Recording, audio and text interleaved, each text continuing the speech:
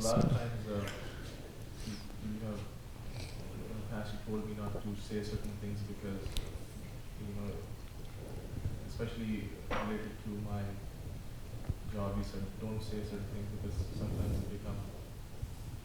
they're listening.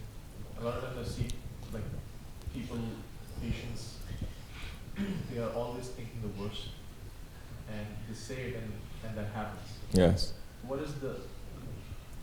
How do we understand the effect of the words that we speak?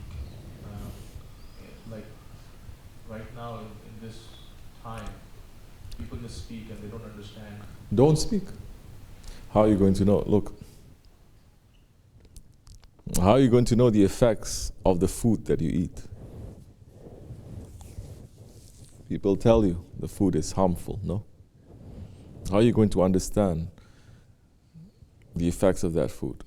You fast, right? You fast and you feel better. You break that fast and you eat that junk food again, you know how you feel. Maybe if you just keep on eating, and you don't fast, it doesn't have any effect on you because your system is so used to it. You understand? Your system is so used to it. You have to fast, some people. Some people, they have to fast. Long time. Once you start fasting, then you become more sensitive. You'll be able to feel. That's with the food. Yeah?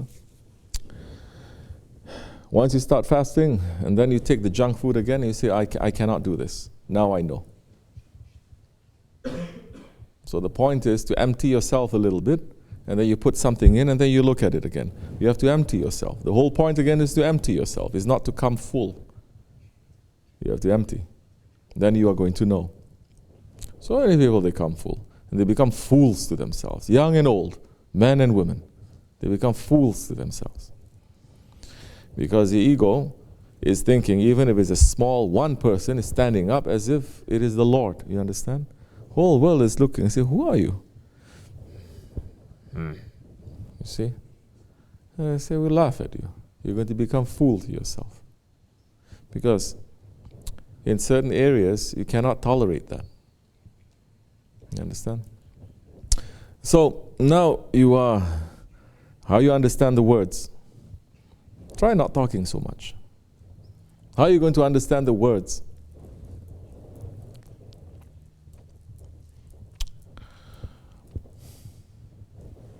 The tongue, how many times we repeat that hadith?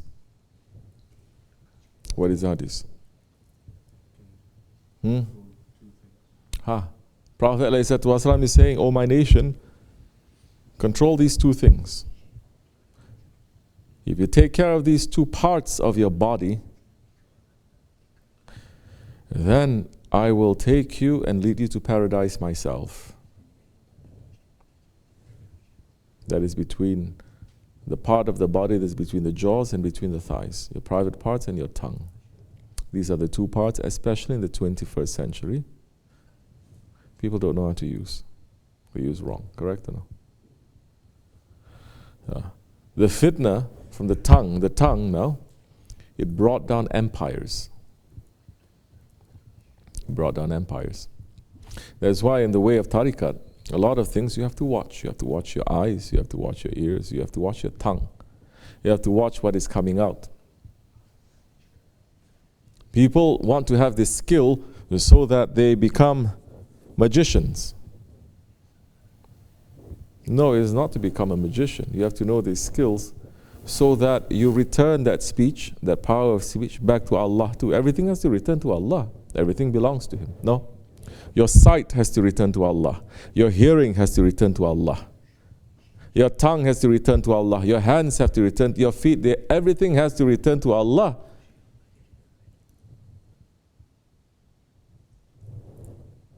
Isn't all these things just shadows of that reality? Isn't Allah the one who sees? Isn't He the only one who sees? Isn't He the one who speaks? Isn't He the only one who speaks? Everything is coming from Him and we have to return. How are we going to return that to Him now?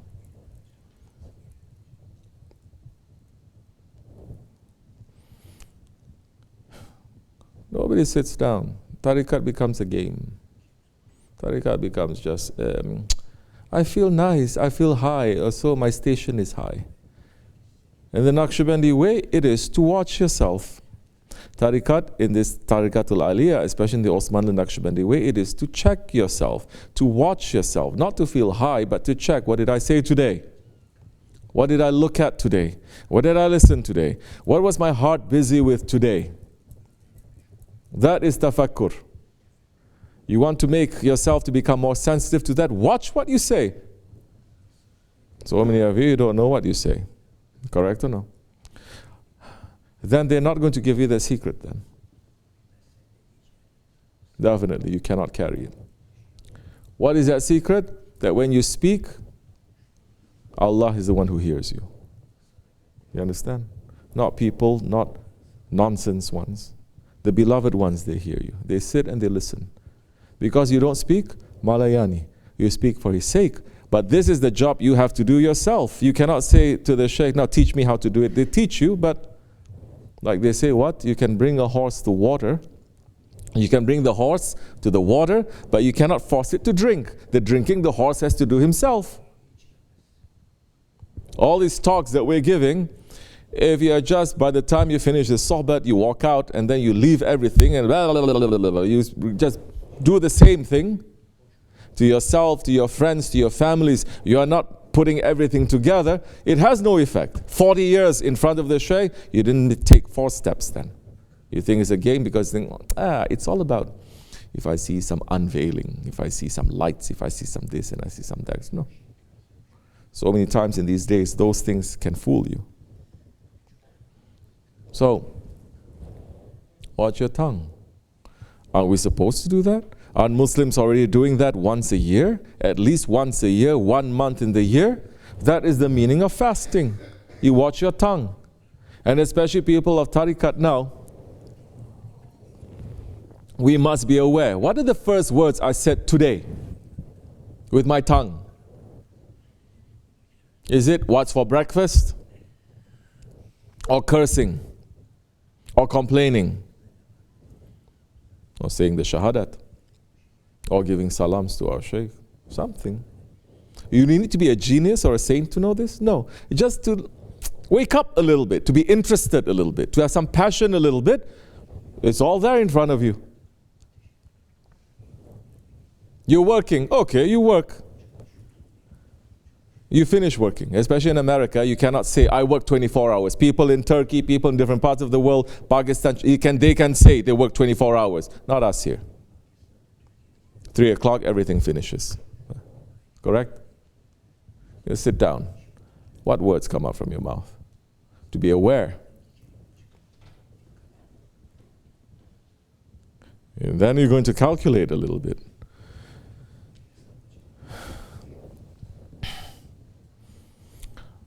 Then that time, when you're a little bit more aware, you say, these words are better for me to use.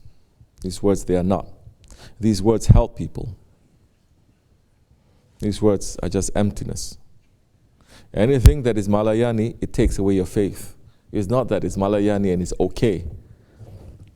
It takes away light from you. Just like food, it's food, but it's junk food.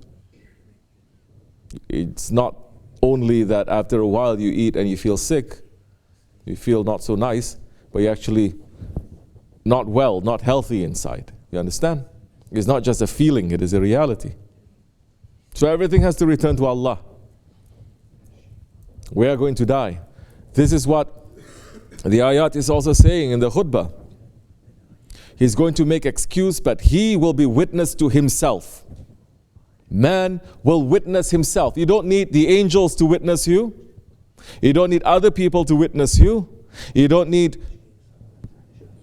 the saints or the prophets or Allah to. You will witness to yourself. That is the day when you cannot lie. You cannot lie. You say, no, I didn't. Your tongue is going to say, I did. Your heart is going to say, I did. Your hand's going to say, I did. Your feet is going to say, I did. Everything will witness against you. In the Nakshibendi way, we sit at least once a day. You're supposed to. Reality is 1 hour a day, but 5 minutes a day, that 5 minutes a day, 5 minutes a week, if any one of us sit down and watch and say astaghfirullah sincerely by yourself in your room. You don't need nothing. You don't need to recite nothing. You don't need to go up and down for nothing. Just say, okay, I did that. That wasn't so smart of me. Astaghfirullah. I did that. Shukur, alhamdulillah. I said that too much. That's not necessary. You check yourself. You are bearing witness to yourself. You're looking, you're not giving any excuse, because people, they're giving so much excuses these days. Everything is an excuse.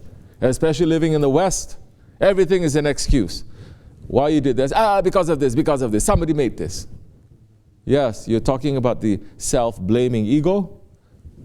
That is the first step, where you blame yourself. They teach blaming yourself here in the West especially? No. They say blame other people. There's no blame, no shame. This is all very bad. This is not Islam. There are things that you do that are good and it helps. There are things that you do, it is not so good for you and for others. That has blame. And if you do that and you become more arrogant, shame on you, because it causes harm to yourself and to others.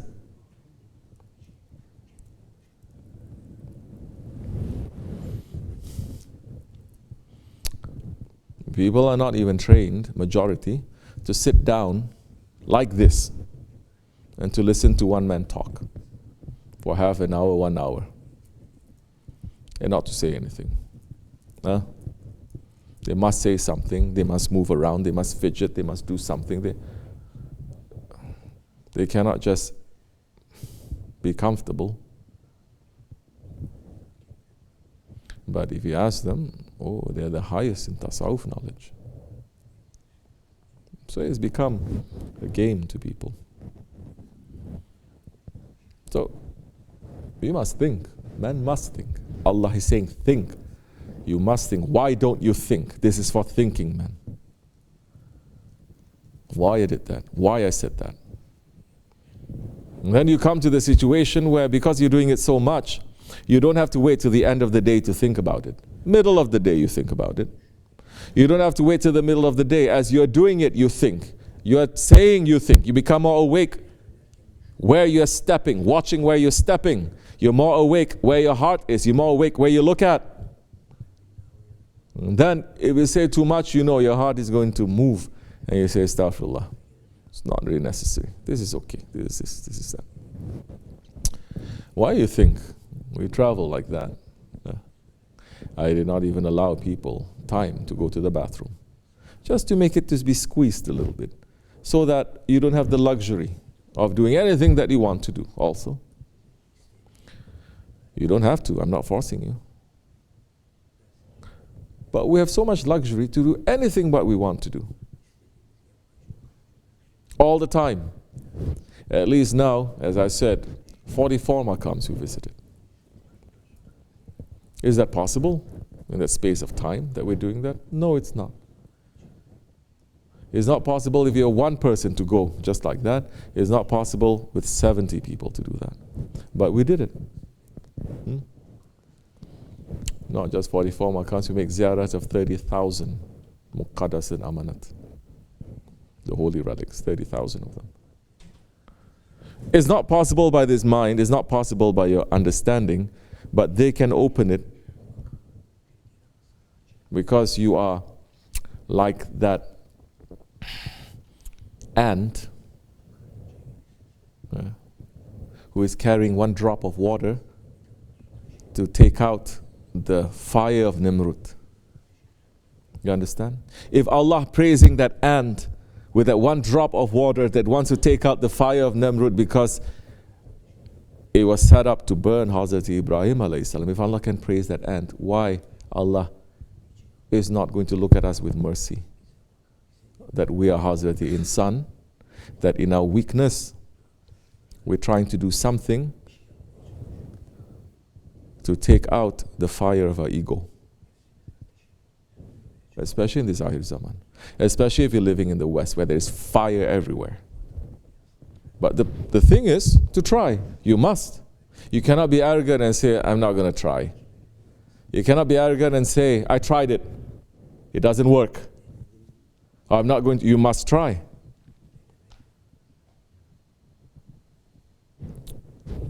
We speak about the sweetness of those holy lands. But understand this.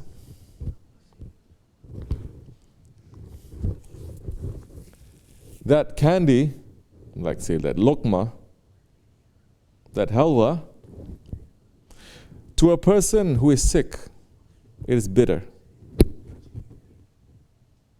You understand? To the person who has not eaten for 7 days, that halwa becomes a manna from paradise. But it's just halwa. It is not the thing, it is man again. Yes, we speak about the Holy Lands, the sweetness of that. But if we are not ready, if we are not hungry, if we are not thirsty, there is nothing to. And there are people who live there next to saints and sultans and prophets, and it's a nothing to them. But it is a something for us. It is a sweetness for us because we want it. So the whole point is not also where you are physically, there or here.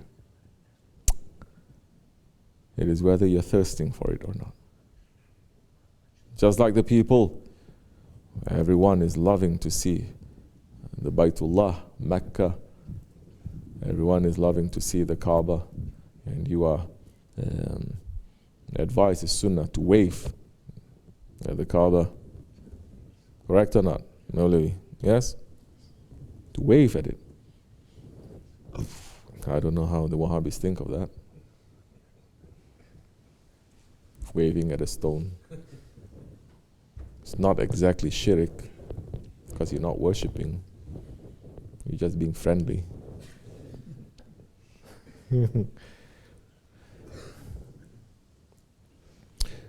And those that their whole lives they're wishing to go there, and when they see, it is not their hands that's waving, it is a spirit that comes out. But for those people who live there,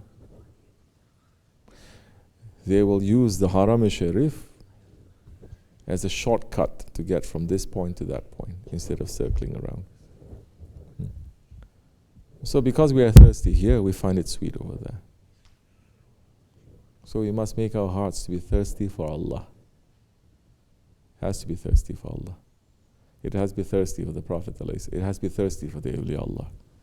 If you make your heart to be full with this dunya, and then say, I'm thirsty for Allah, it'll never work. It won't. You can be in the dunya, those who have to be, you have to be in the dunya. But you have to know what they say, Ya lan dunya. And then when the dunya fools you like this or like that, you say, Alhamdulillah, Allah is reminding me. Because I can get sucked into the comfort of this dunya too. But Allah is reminding me. Because if Allah doesn't love you, He's not even going to give you a toothache. Correct? How many people believe this? Or they get a toothache and they start complaining. I know so many religious people, they say, oh, Ya Allah, why you give me a toothache? Astaghfirullah. At the level of tasawwuf, to fight with Allah like that, poof. So, you must watch. That's why in the Nakshibendi way, Hazrat Abu Bakr Siddiq, he would go through certain kinds of seclusion. And one of them was to take a piece of stone, put it on his tongue, and not speak. When it's necessary, he takes it out, he says something, and he puts it back. You don't have to imitate like that. Just watch what you're saying, if it's really necessary or not. Say something that is going to benefit you and others, or else keep silent. Who keeps silent these days? People don't keep silent. When they keep silent, for nonsense. Correct? Shaitan is fooling. Not even time, not even. Any minute now, they get very nervous. Check yourself. One person takes out, the other person, oh, I have to take out. Another person says, I have to take out. I swear to you, if I don't have the work that is here, I would not. We went through that time in the Dergahı in the early days too. Shaykh, and he banned all computers and everything for a while. He did.